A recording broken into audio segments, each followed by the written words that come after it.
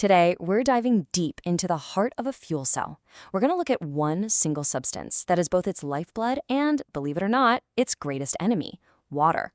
If you get that balance wrong, the whole system, this amazing piece of tech, could literally drown from the inside out. So how in the world do engineers walk that tightrope? And that really is the central puzzle, isn't it?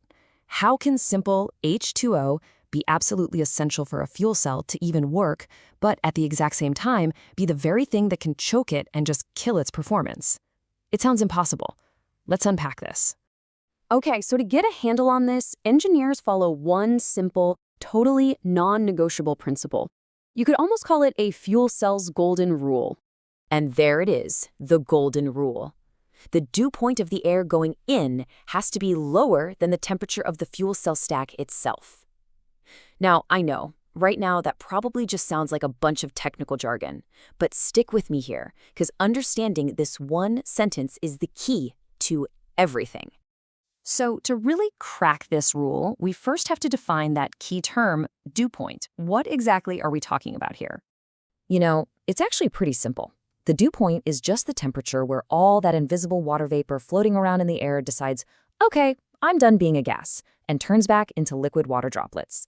Just think about a cold can of soda on a humid day. See that condensation on the outside?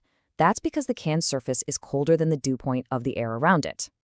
And this is exactly how that concept applies to our golden rule. If the dew point of the air going into the fuel cell is the same as or higher than the cell's temperature, well, you get condensation. Liquid water starts to form. But if you keep that dew point lower, the water just stays as a harmless vapor, passing right through. It's a simple little switch, but with absolutely huge consequences. So that leads us to the big question. Why is a little bit of liquid water so bad inside a fuel cell? Let's look at the damage it can cause when that golden rule gets broken. It's really like a domino effect. First, the dew point is too high. Then, water starts to condense inside these super important, really tiny layers of the fuel cell.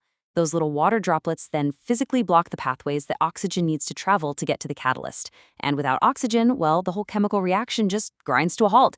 And the voltage, the power you're trying to get out, just plummets. And just to be clear, we're not talking about a minor little hiccup here. This is a big deal. We're talking about a condition called flooding, where the cell literally drowns.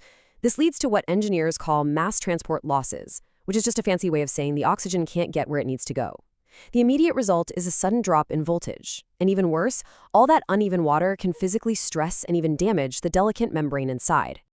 Okay, so you're probably thinking, easy, just keep everything bone dry, right? Well, not so fast. It's way more complicated than that. In fact, this is where the real engineering challenge, this incredible balancing act, really begins. This quote really sums it up perfectly.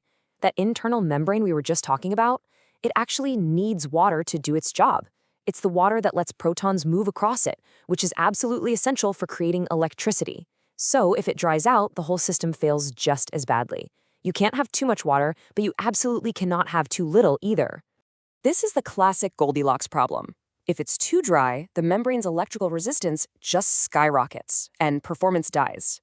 If it's too wet, you get that flooding we talked about. Oxygen gets blocked, and, you guessed it, performance dies. The sweet spot, that just right zone, is this perfectly humidified environment. And this brings us right back home to our golden rule. This is the solution. Engineers actually add humidity to the air going into the fuel cell on purpose just to keep that membrane happy.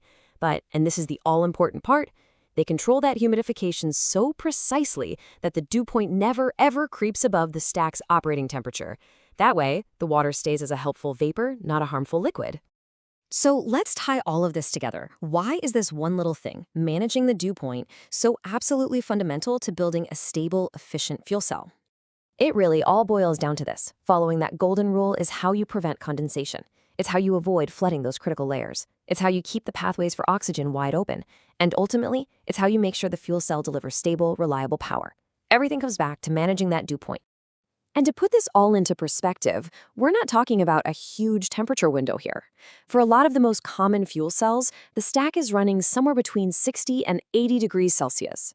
That means the incoming air's dew point has to be controlled with incredible precision to stay just a little bit below that number. It is truly a game of degrees.